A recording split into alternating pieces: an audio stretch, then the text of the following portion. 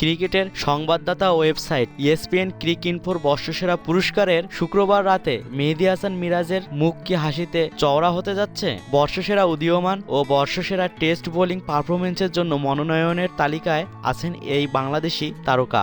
আর টি-20 বোলিংয়ের জন্য মনোনয়ন পেয়েছেন মোস্তাফিজুর রহমানও। মনোনয়নে বাংলাদেশের দাপটের মাঝে দুইবার জায়গা করে নিয়েছেন মিরাজ। 2015 সালে বর্ষসেরা উদীয়মান ক্রিকেটার হয়েছিলেন মোস্তাফিজুর রহমান। এবার তার উত্তরসূরি হতে পারেন মিরাজ। বর্ষসেরা টেস্ট বোলিং পারফরমেন্সেও নাম আছে ইংল্যান্ডের বিপক্ষে ঘরের মাঠে 2 টেস্টে 19 উইকেট নিয়ে ইতিহাস জয়ের ভূমিকা রাখা এই অফ স্পিনারের। অন্যদিকে টেস্ট ব্যাটিং পারফরমেন্সে মনোনয়ন পেয়েছেন তামিম ইকবাল খান। নিউজিল্যান্ডের অধিনায়ক ব্রেন্ডন ম্যাককালাম, ইংল্যান্ডের বেন স্টোকস, শ্রীলঙ্কার কুশাল মেন্ডিস, পাকিস্তানের ইউনুস খান ও ভারতের বিরাট কোহলির সঙ্গে প্রতিদ্বন্দ্বিতা হবে তার। বাংলাদেশিদের মধ্যে মাশরাফি আছেন ওয়ানডের সেরা বোলিং পারফরমেন্সের তালিকায়। ইংল্যান্ডের বিপক্ষে ঘরের মাঠে দ্বিতীয় ওয়ানডেতে 29 রানে 4 উইকেট মনোনয়নে রেখেছে তাকে।